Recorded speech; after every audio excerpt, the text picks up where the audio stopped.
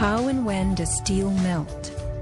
Steel melts at temperatures of 2750 degrees Fahrenheit and above, attained only in a blast furnace or when a powerful incendiary such as thermite is used.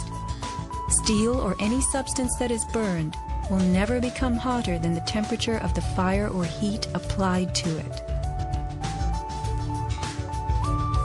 An open-air hydrocarbon fire reaches a maximal temperature of some 1200 degrees Fahrenheit in a dirty or uncontrolled burn, characterized by red-orange flames. Red-orange flames are what we saw on September 11th. Even the fireball caused by the plane strike was red-orange.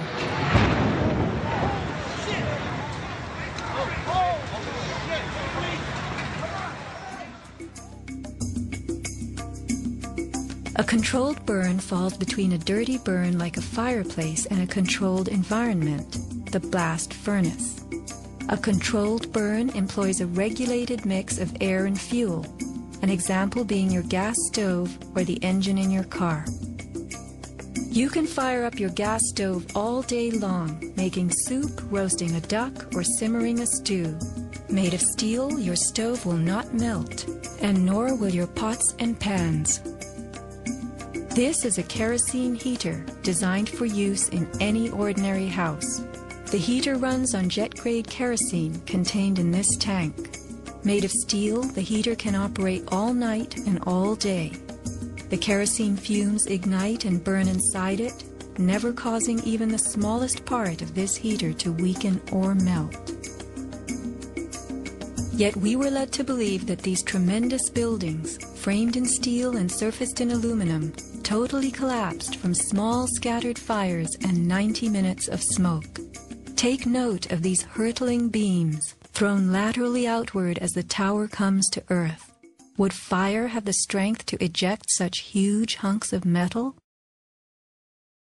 Thermite.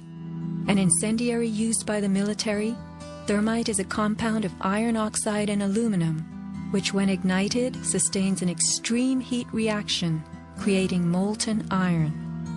In just 2 seconds, thermite can reach temperatures over 4,500 degrees Fahrenheit, quite enough to liquefy steel.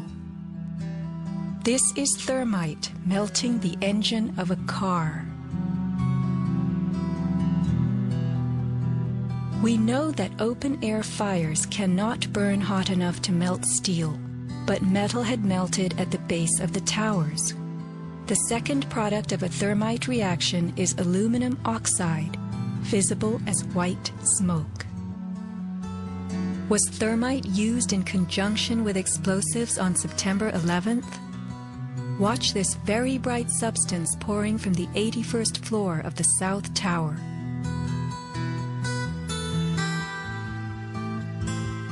And white smoke appeared at the base of the building. Would this be aluminum oxide, the byproduct of a thermite reaction?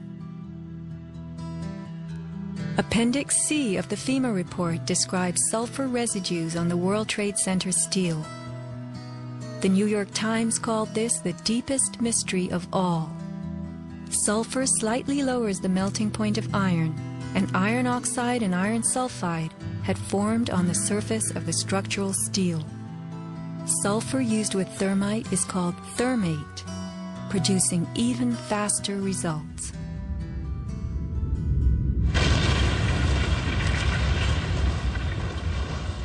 Let's look at what happens in the demolition industry. Taking down large structures requires preparation. Powerful explosives and heavy equipment are used in advance to weaken the foundation and bottom sections of a building before additional explosives and gravity bring the rest of it down. The words of a senior blaster. We blow the basement, all the columns in the basement. Then we crack it up at the top to get it started. We go every other floor all the way down. Every explosive has a timer on it. That's why it's controlled. When the columns go, each floor goes down and impacts the one below and keeps going. Here's what demolition experts use in steel-framed buildings: the linear shaped charge. It's a chevron-shaped or V-shaped charge that you can focus at a specific target, and it's lethal. It generates around 3 million pounds per square inch pressure at a speed, depending on the explosive inside the shaped charge, in excess of 27,000 feet per second. Besides the unfathomably powerful shaped charge, blasters have a lot of tricks. There are over 1,000 different types of explosive. Different because they detonate at varying speeds. With the use of delays, we can control pretty much where the debris lands. We can control vibration. We can control noise levels. Timing and delays are the key to just about everything in our business.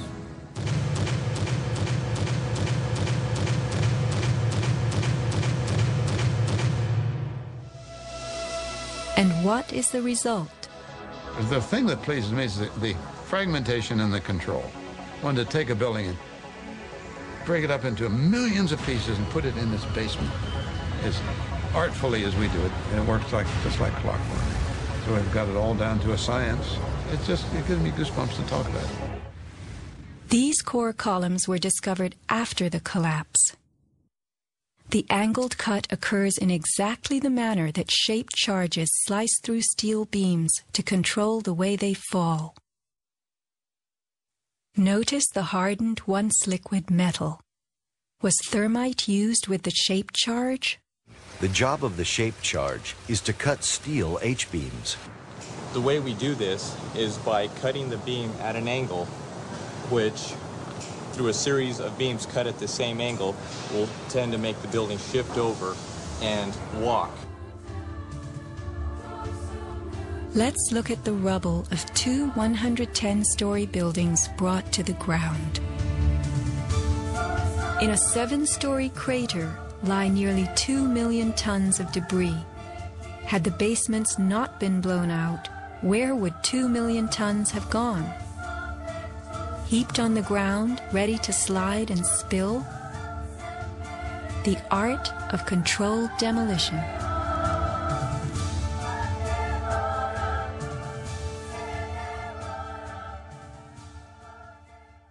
The steel in dragon-like lengths and contortions spoke for itself, bent, deformed, without cracks.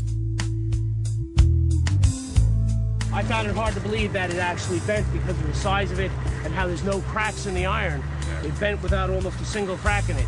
It takes thousands of degrees to bend steel like this. Typically you'd have buckling and tearing on the tension side, but there's no buckling at all.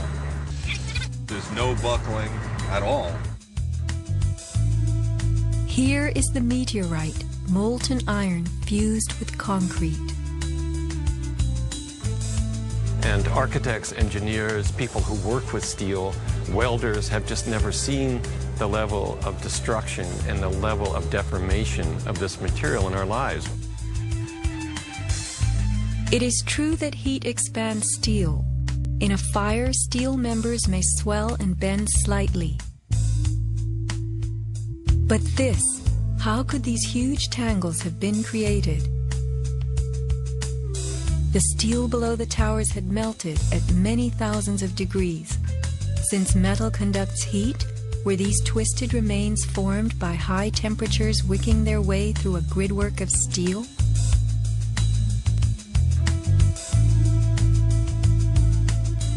Explosives also deform steel. As they fire, gas pushes outward. The force of the gas can easily bend a large steel column.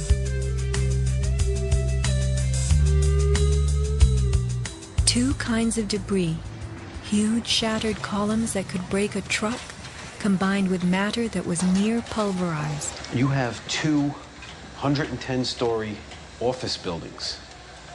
You don't find a desk. You don't find a chair. You don't find a telephone, a computer. The biggest piece of a telephone I found was half of the keypad, and it was about this big.